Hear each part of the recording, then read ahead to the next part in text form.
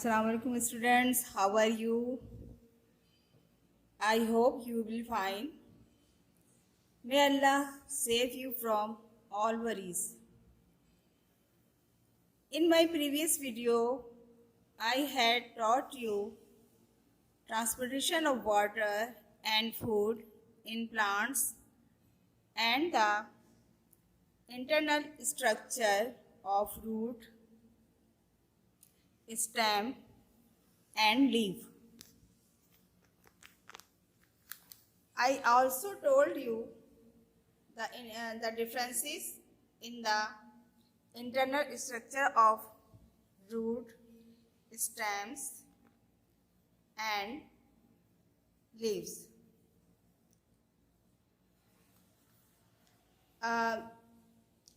There are in the dicot root there are 4 main region, and in the leaf there are 3 group of tissues. Today I will teach you diffusion and osmosis. Page number 3. All substances are made up of minute particles called molecules. तमाम substance छोटे छोटे particle से मिलकर बने होते हैं जिन्हें हम मॉलिक्यूल्स कहते हैं. In a solid, the molecules are packed relatively close together with little or no freedom to move. Solid में जो है मॉलिक्यूल्स जो है बहुत पैक होते हैं और उनमें स्पेस नहीं होती और they can't freely move. In liquid the molecules are close together but are free to move. Liquid में भी जो है मॉलिक्यूल्स क्लोज होते हैं, लेकिन ये क्या है कि मूव करने के लिए फ्री होते हैं, ये मूव कर सकते हैं. The molecules of gas are very much further apart and are moving about at random, colliding with each other and the walls of whatever contains the gas. अब जो गैस के मॉलिक्यूल्स होते हैं वो बहुत दूर दूर होते हैं और वो जो मूव करते हैं तो वो आपस में जब उनके पास इतनी स्पेस होती है कि वो फ्रीली मूव करते हैं और sometimes they collide with each other, यानी वो आपस में एक दूसरे से टकराते हैं. कोलाइड का मतलब है आपस में टकराना, तसादुम होना. तो वो आपस में टकराते भी हैं जिस भी कंटेनर में वो मौजूद होते हैं.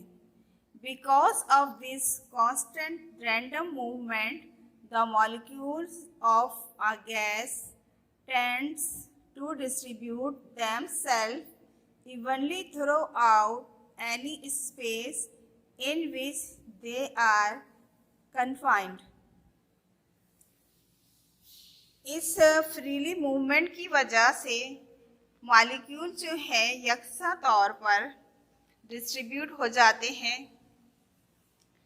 और इधर से उधर जो है मूव करते हैं. The same principle holds true for substance which dissolve in a liquid. यही जो उसूल है लिक्विड में भी अप्लाई होता है. If a crystal of copper sulphate is placed at the bottom of a beaker of water, the blue colour of the solid will eventually spread through the water as the copper sulphate dissolve. अगर हम copper sulphate के कुछ crystal जो है वो beaker की तह में रखते हैं तो जो पानी का जो कलर है वो जो है वो उसका कलर चेंज हो जाता है. और इसका मतलब क्या हुआ कि जो मॉलिक्यूल्स की जो मूवमेंट होती है इसकी बदौलत the molecular movement in gases or liquid which tends to result in their uniform distribution is called diffusion. Molecules movement gas और लिक्विड में यूनिफॉर्म डिस्ट्रीब्यूशन का बायस बनती है, जो कि डिफ्यूजन कहलाते हैं। Diffusion is the movement of molecules of a solute from a solution where there is a high concentration to the solution where the concentration is low.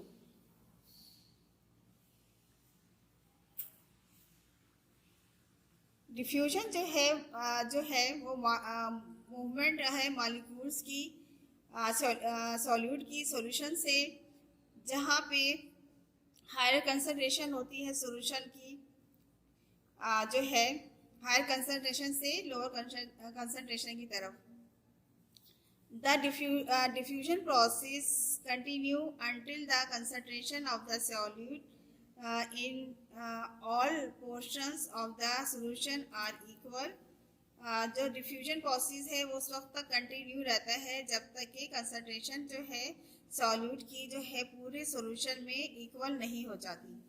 Diffusion is different from osmosis as it involves movement of molecules of gases, solutes and liquid other than water. Diffusion और osmosis में जो है फ़र्क होता है, और इसमें जो है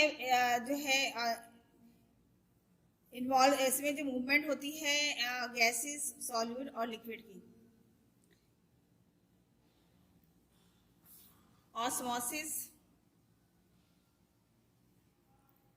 Osmosis can be regarded as a special case of diffusion. Osmosis is the movement of solvent, usually water, from the region of the lower concentration to a region of the higher concentration through a semi-permeable membrane. अब osmosis क्या है? Osmosis जो है solvent की movement को osmosis कहते हैं। मिसाल के तौर पर वाटर जो है लो कंसंट्रेशन से हाई कंसंट्रेशन की तरफ एक सेमी परमेबल मेम्ब्रेन के जरिए मूव करता है। अब इस पेज पे आपको एक एक्टिविटी दिखाई जा रही है। A piece of semi-permeable membrane is stretched round a crystal funnel. एक जो है सेमी परमेबल मेम्ब्रेन की जो झिल्ली जो है, जिसमें से कुछ हाफ जो है कुछ पार्टिकल्स जो है वो पास हो सकते हैं, उसको क्रिस्टल फनल में बांधा जाता है। और the prepared funnel is turned upside down, filled with a saturated solution of sugar, immersed in a beaker of distilled water and clamped to an iron stand. अब हम क्या करते हैं कि हम क्रिस्टल फनल को जब हम स्ट्रेच कर देते हैं उसमें मेम्ब्रेन को, तो हम उसको उल्टा रख देते हैं बीकर में, जो कि एक शुगर सोल्यूशन से लिए हुए होता है, और हम उसको जो है डिस्टिल वाटर के बीकर के अंदर जो है रख देते हैं, और इसको हम एक आयरन स्टैंड से क्लैम्प कर देते हैं। The level of sugar solution in the funnel is marked and the experiment is left to stand for a few hours. अब क्या है, जो शुगर का लेवल है वो हम उसको मार्क कर देते हैं, और हम थोड़ी देर के लिए जो है कुछ घंटों के लिए इसको ऐसे ही छोड़ देते हैं। A few hours later, the level inside will be seen to have risen. This could only have been caused by movement of water through the membrane into the funnel. No sugar passed out from the crystal funnel, and this can be tested. कुछ अर्से बाद हम देखेंगे कि जो है level जो है उसका बढ़ना शुरू होगा, और क्या है इसकी वजह? मूवमेंट ऑफ वाटर है, यानी जो पानी है वो जो मेम्ब्रेन के ज़रिए फनल में दाखिल हो रहा है, और जो हमने इसमें शुगर का सोल्यूशन बनाया था तो उसमें से क्या है, थिस्टिल फनल से जो है वो शुगर पास नहीं होगी। और ये हम एक टेस्ट के ज़रिए भी हमने ये जांच लिया है। अब हम आएंगे नेक्स्ट टॉपिक पर, osmosis in plant. The surface of plants and animals and the membrane in their cells frequently have selectively permeable properties. When these organisms or their individual cells are surrounded by fluid, weaker or stronger than their own, uh, osmotic forces are set up. Water moves from cell to cell in plants by osmosis. The cell membrane of a plant cell is semi-permeable. So, if all cell containing a weak solution is next to a cell with a stronger solution, water moves by osmosis from the weak to the strong solution as shown in the diagram. आपके सामने जो है एक diagram भी मौजूद है जिसमें आपको ये प्रोसेस जो है एक्सप्लेन किया गया है, डायग्राम थ्रू डायग्राम। तो अब मैं इसको एक्सप्लेन करूँगी। एनिमल्स और प्लांट की जो परमेबल सेल मेम्ब्रेन है वो परमेबल प्रॉपर्टीज रखती है। जब इनके परमेबल माने इसमें से पासेबल, यानी पास हो सकती है कोई भी चीज़ जो उसमें से गुजरती है। जब इनके सेल्स एक फ्लूइड से सराउंडेड होते हैं, हो जाते हैं, तो वो कंसंट्रेशन के हिसाब से वीक या स्ट्रांग हो, ऑस्मोटिक फोर्सेस खुद ब खुद कायम हो जाती हैं। प्लांट में पानी एक सेल से दूसरे सेल की तरफ मूव करता है। ऑस्मोसिस के ज़रिए प्लांट की जो सेल मेम्ब्रेन है वो सेमी परमेबल, यानी पार्शली उसमें से जो है वो मॉलिक्यूल से है वो पास आउट हो जाते हैं। अगर एक सेल में सोल्यूशन वीक है और उसके नेक्स्ट सेल में स्ट्रॉन्ग सोल्यूशन है, तो वीक जो वाटर है उसमें सोल्यूशन जो है वाटर का वीक सोल्यूशन होता है और वो स्ट्रॉन्ग सोल्यूशन की तरह मूव करेगा, जो कि ऑस्मोसिस कहलाता है।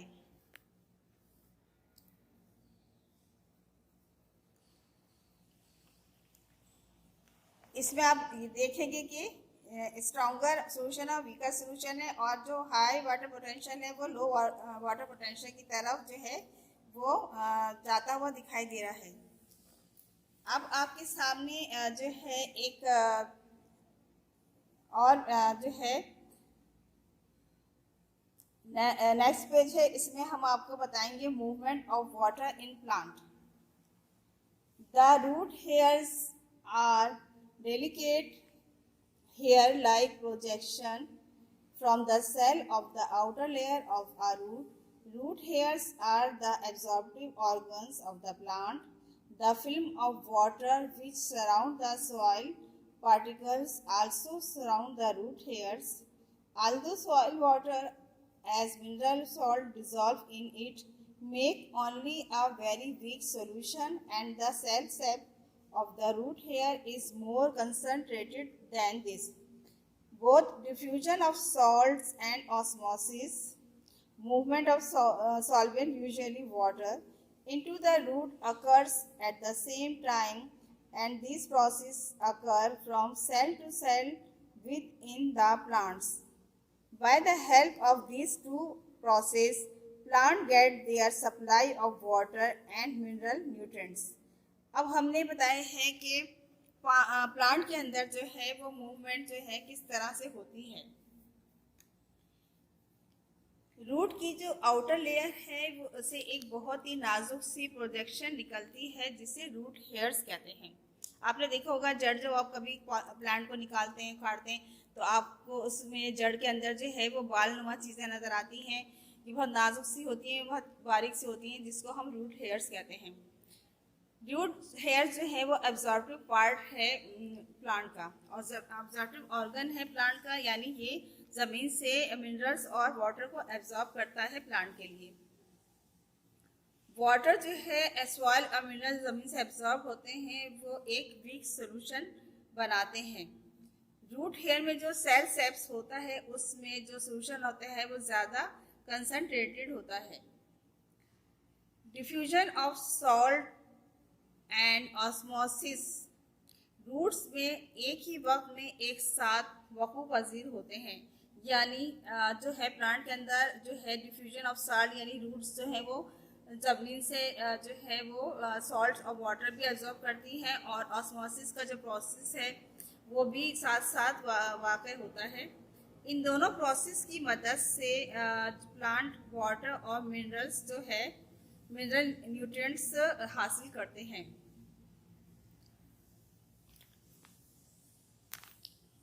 अब आपके सामने जो है एक डायग्राम नज़र आ रही है। इसमें जो मैंने आपको एक्सप्लेन किया है ये प्रोसेस जो है I will explain by this diagram के आप ये देखिए यहाँ पे आपको एक नैरो सी चीज़ है, लंबी सी नज़र आ रही है, जिसको हम कहते हैं रूट हेयर्स। ठीक है, जो प्लांट है इस हेयर्स की, रूट हेयर्स की मदद से वाटर्स और मिनरल जो है वो एब्जॉर्ब करता है।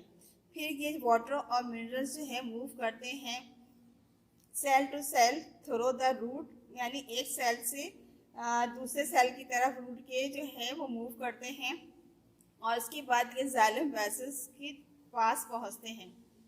अब ये देखिए एरो आपको नजर आ रहा है रेड कलर का। अब water and minerals move up through the xylem vessel to the stem and leaves. जो जाइलम वेसल्स हैं जो स्टेम और लीव में मौजूद होते हैं, इसके जरिए जो वाटर है वो ऊपर मूव करता है स्टेम और लीफ में। उसके बाद आपने देखा होगा कि जो लीफ की डायग्राम है और नीचे इसके जो बताए हैं कि किस तरह से वाटर वेपर्स जो है बाहर अखराज होते हैं। इसमें आपको स्टोमेटा नज़र आ रहे हैं, गार्ड सेल नज़र आ रहे हैं, ओपनिंग नज़र आ रही है। तो वाटर इन ओपनिंग से जो है इवोपरेट होता है, यानी बाहर इसका खराज होता है।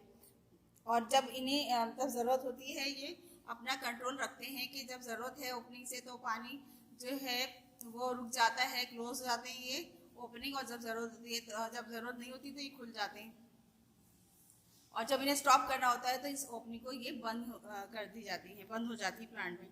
अब नेक्स्ट टॉपिक है ट्रांसपायरेशन। द रूट सेल्स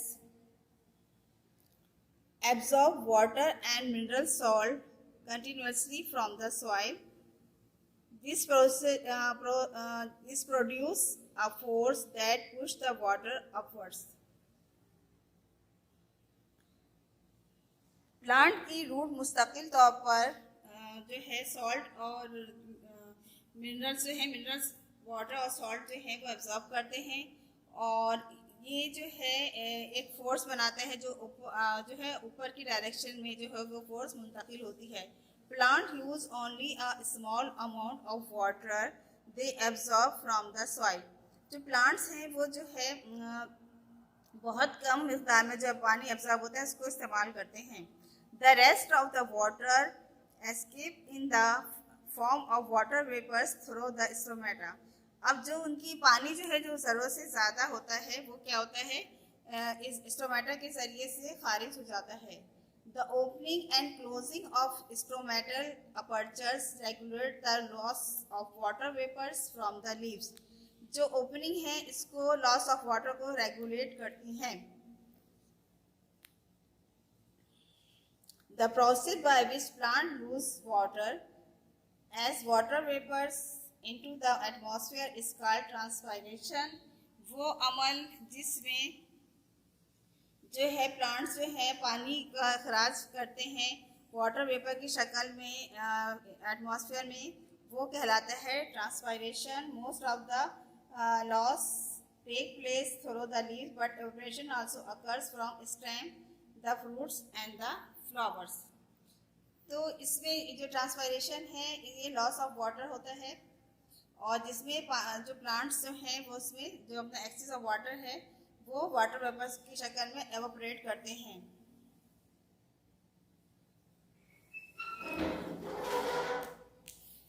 मैं उम्मीद करती हूँ कि आपको ये चैप्टर बहुत अच्छी तरह से समझ में आ गया होगा।